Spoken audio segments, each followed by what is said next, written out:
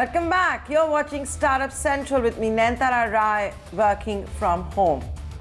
Now, Sequoia Capital recently announced its latest cohort, its latest Surge Cohort, where we've seen at least 17 of them raise almost $46 million from the likes of Naval Ravikant, Bloom Ventures, angel investors like Kunal Shah, who are, of course, founders from themselves as well. Now, what's interesting this time around for Surge is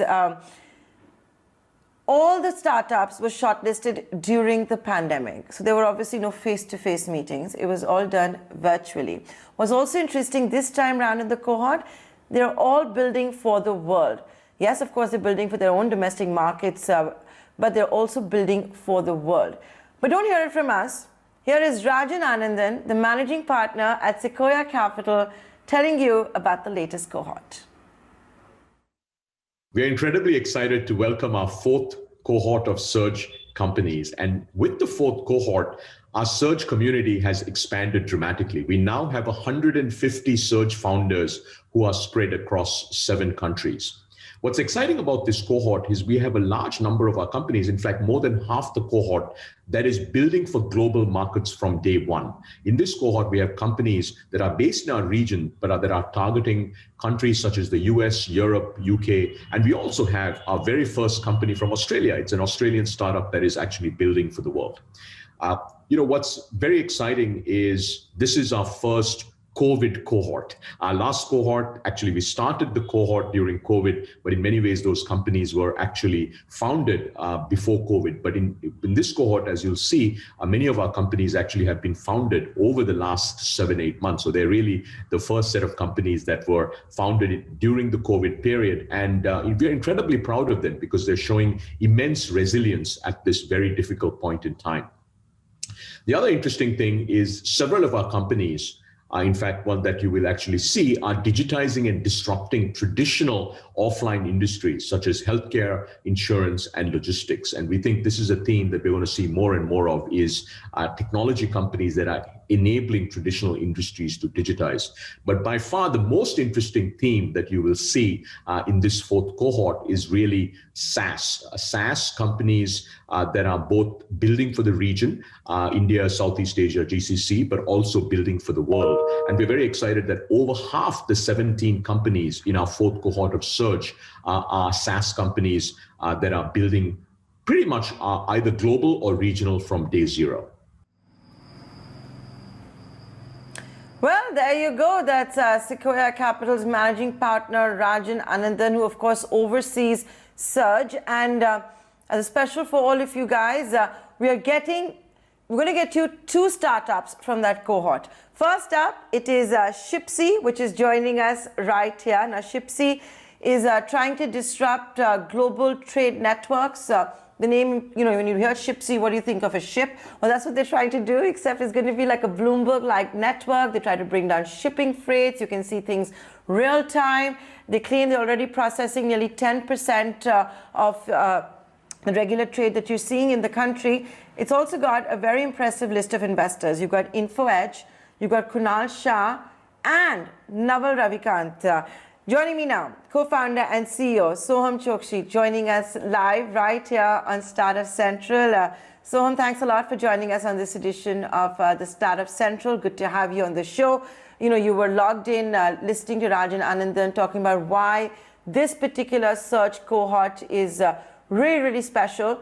And you are one of those startups that is building for the world. How did you come up with this idea? And for the few years that you've been around, how successful have you been?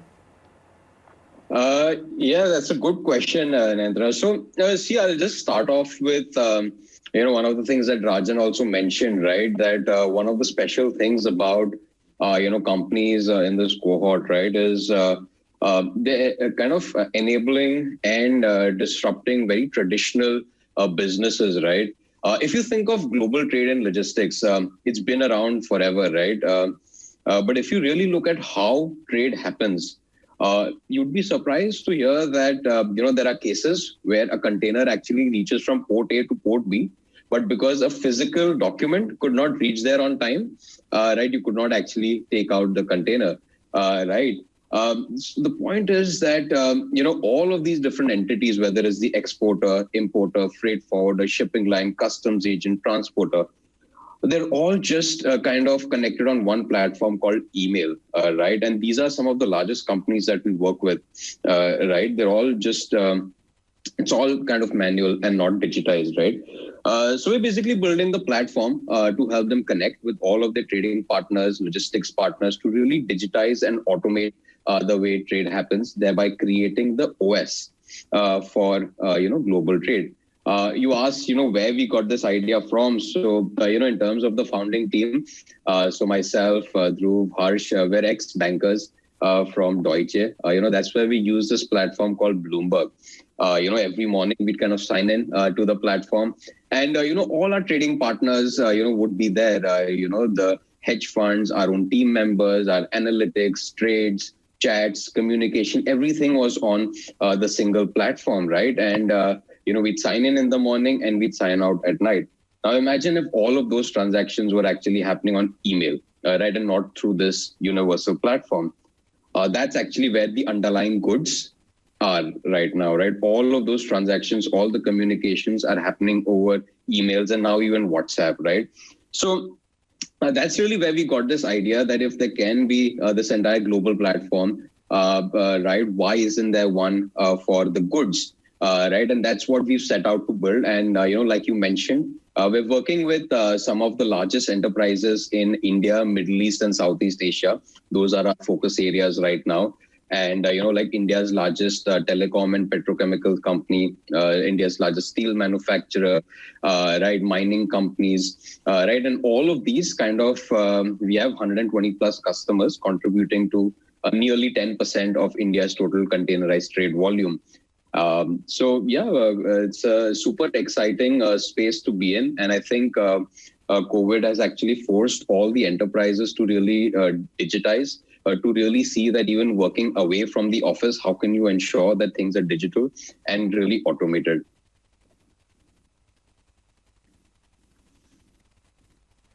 Okay, so now can I ask you that since you're building for the world, you're claiming to run almost 10% of the trade you're seeing at the moment. Can you elaborate a bit on that? Yeah, absolutely. So, how essentially most of the enterprises, right, the container business that they do, right now it's all on emails, right? So let's say if you're an exporter, right, if you actually want to ship something, the first thing you would do is you would want the rates for shipping the goods, right? Currently, how that happens is you would probably have, say, 10, 15 vendors, and you would send a request for quotation or an inquiry on email. This takes about 5 to 6 days, right, on an average to actually get all of the quotes. But with Shipsy, all of these freight forwarder shipping lines are already present on the platform. And all you need to do is digitally connect with them and send out your inquiries on the platform. And one click, it goes to them. There is instant rates that come from all of these vendors, instant L1, L2, L3. You can actually select the best rate. The system suggests what is the best rate and time to go with, which actually helps really reduce the cost. And the second is we have integration with all of the different lines, ports, etc., to actually really automate the data flow in terms of where is your container, where has it reached, and cumulatively all of these different companies, the container volume. So India on an average does over 1 million containers a month, right? That's the total volume, and we're currently at about 100,000 containers a month is what we're processing, across all of our customers.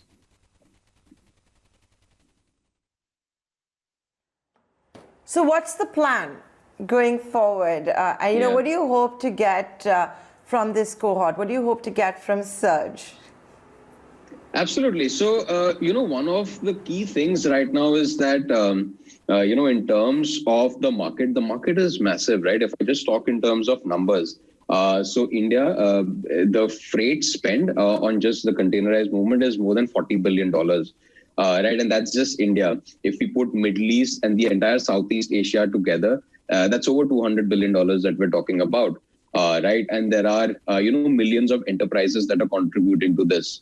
I think with Sequoia and Surge and with the truly global outlook, what really helps us and with mentors like Rajan coming on board is how to actually accelerate and go global, right? To really create a footprint in all these different countries that we're looking in, and to really ramp up go to market because the product market fit is there, and we want to ramp up our global expansion plans and really learn from the best, right, in terms of how to really scale and expand quickly.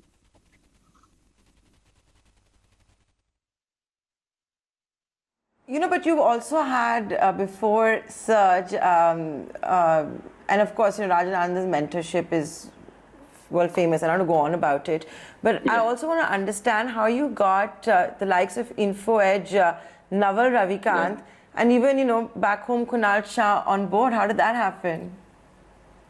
So actually, with stick to InfoEdge, in terms of that, so it was a mutual connect, right? We actually, in the industry, we kind of know each other. So we got to talking, and Mr. Sanjeev, he actually visited our office a couple of times.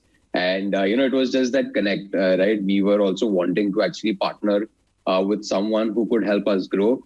And, Sanjeev sir also saw, that truly global potential in us. And we kind of clicked that way, right? And, InfoEdge and of course Naukri, they are one of the startups, so to say, which was founded in early 2000s. Really want to look up to, and the way that the company was built ground up. I think most of us are fanboys, if I were to say, of Sanjeev sir and how the whole company was built. So that's kind of how we got with InfoEdge, and how and that kind of.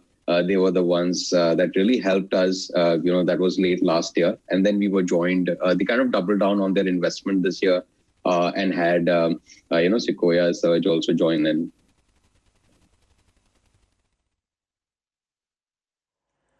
Okay, Soham, it's time for me to say goodbye to you. But before you do that, we've got this Surge Sequoia Capital special on Startup Central today. And we said we would bring 2 startups from the cohort. So we've had Shipsy. We're also going to be joined by Plum Insurance. Abhishek and Saurav have logged in, and they're part of the Zoom room. Anything you wanted to say to them before you log off? No, I think we're, together really looking to learn. I think Plum also, the industry they're in, the insurance space, it's a super exciting space. There's a lot of actually collaboration opportunities. And that's one of the interesting things about Surge, right? You meet so many like-minded people. And it's not just that there's so many collaboration opportunities. Like, for example, a lot of our shippers, they look towards insurance, right? Insuring their goods. Currently, they're looking at, insuring for insurance for the people. But, the idea really is that, across all of the Surge cohort, we actually already started working with each other. There are companies that are into payments and then insurance with Plum. So many opportunities to actually work together and actually build something together as well, which actually makes, the Surge program so special. So, I would wish them the best of luck and to scale and, achieve greater heights together. Okay. So that's Soham, who's going to be logging off. We have to take a short commercial break. We're going to be back with the other member from the Sequoia cohort list this time round, Plum Insurance, bite-sized insurance. What does that mean? Stay tuned to find out.